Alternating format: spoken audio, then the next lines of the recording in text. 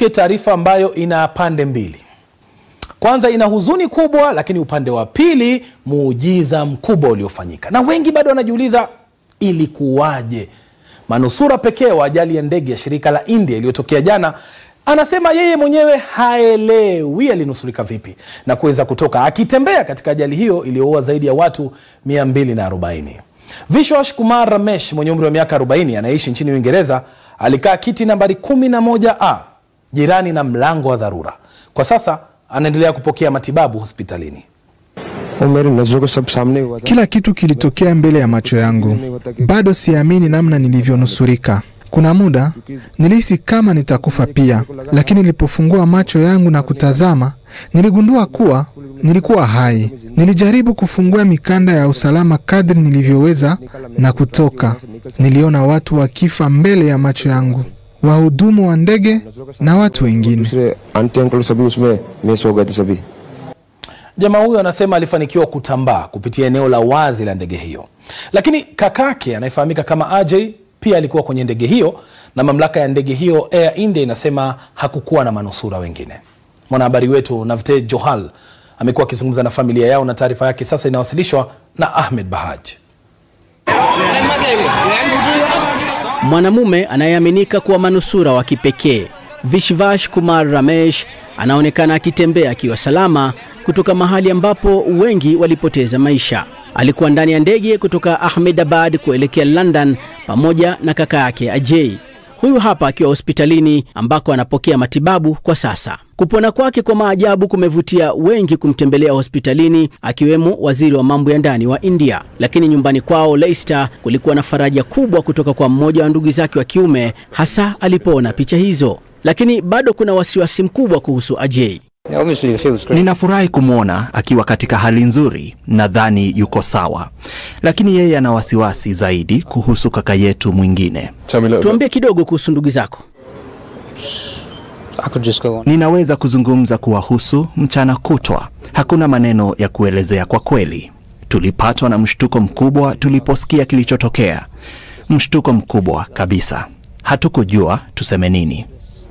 Vishwash ana mke na mtoto mdogo wa kiume. Alizaliwa India lakini amekuwa akiishi Uingereza kwa zaidi ya miaka 20. Tiketi hii inaonyesha kuwa alikuwa ameketi kiti nambari 11A. Ilikuwa ni kiti cha dirishani kilichopo sehemu ya mbele ya ndege. Familia inasema Ajay alikuwa ameketi kando yake. Vishwash aliwaambia familia yake kwamba alisikia mlipuko kutoka ndani ya ndege. Vishwash amewaambia nini hadi sasa kuhusu kilichotokea?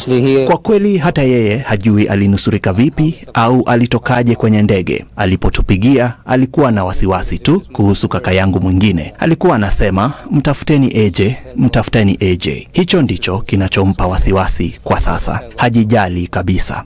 Familia imepata faraja sana kutoka kwa jamaa, majirani na jamii kwa jumla, lakini wote wana hofu kubwa kuhusu hatma ya Ajay. Kila mtu ameshtushwa. Ajay, huyu ni binamu yako ambaye... Nina huzuni sana. Sio binamu tu, pia ni mmoja wa marafiki zangu wa karibu sana. Kwa hiyo nina huzuni kubwa. Picha hizi nje ya nyumba hiyo huko Leicester inaonyesha jamii iliyokusanyika na iliyokumbwa na mshtuko na huzuni. Jiji hili lina maelfu ya watu ambao wanatokea jimbo la Gujarat. Kwao janga hili linawagusa sana. Baada ya taarifa hiyo ya muujiza ambao hauwezi kuelezeka, matangazo yetu ya redio pia usikika kupitia mtandao wetu bbc.com/Swahili, ambapo unaweza kumsikiliza Jamhuri mwa Vyombo, huyo hapo katika Amka na BBC, pamoja na Dira ya Dunia Radio kila siku ya wiki saa 12 kamili asubuhi na 12:30 jioni. Hii ni Tugeuke taarifa nyingine sasa. Umoja wa Mataifa umeonya kuwa wakimbizi wanateseka na njaa katika kambi baada ya kusitishwa kwa kiasi kikubwa cha ufadhili kwao. Majadiliano na taifa la Marekani kuhusu ufadhili mwingine yamekwama kwa sasa. Taifa hilo limekuwa likitoa zaidi ya 3/4 ya misaada kwa kambi za wakimbizi, lakini Rais Donald Trump aliwahi kusema kwamba Marekani imejitolea pakubwa tena kwa muda mrefu sana, lakini sasa wafadhili wengine pia wanapunguza michango yao. Mwandishi wa BBC Ansoi alizuru kambi ya Kakuma kaskazini mwa Kenya, ambapo mgao wa chakula umepunguzwa sana na wasambazaji wanazidi kupungua. Taarifa yake inawasilishwa na Leila Mohamed. Foleni za mgao wa chakula ndio hali ya maisha kwa familia hapa katika eneo hili kavu na lenye vumbi kaskazini mwa Kenya. Wengi walinusurika kwenye mapigano, lakini sasa wanakabiliwa na tishio lingine, njaa. Hili ndilo furushi la mwisho la msaada wa chakula kutoka USAID. Upungufu wa ufadhili wa Marekani umeathiri pakubwa. Wakimbizi wanagawanya kidogo kilichobaki. Sasa wanapokea theluthi moja tu ya kiasi ya chakula ambacho mtu anahitaji ili kuendelea kuishi. Hali imekuwa ngumu kwa familia kama ya Mkuniwa Bililio. Mzee huyo mwenye umri wa miaka 51 alikimbia mapigano ambayo yalikumba mashariki mwa Jamhuri ya Kidemokrasi ya Kongo miaka 13 iliyopita. Familia yake ya watu 4 inategemea chakula anachopokea hapa kila mwezi. Ninashukuru kupokea kiasi hiki kidogo cha chakula, lakini hakitoshi.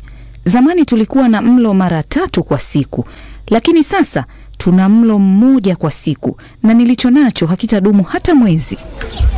Kakuma ni mojawapo ya makazi makubwa ya wakimbizi. Ni makazi ya watu zaidi ya 300,000 waliokimbia kutoka nchi 23 za Afrika na Mashariki ya Kati. Kwa miaka mingi, mashirika ya misaada yamekuwa yakiwapatia wakimbizi pesa za kila mwezi ili kuongeza msaada wa chakula. Wanazitumia hapa kununua mboga, kuni na vitu vingine vya msingi.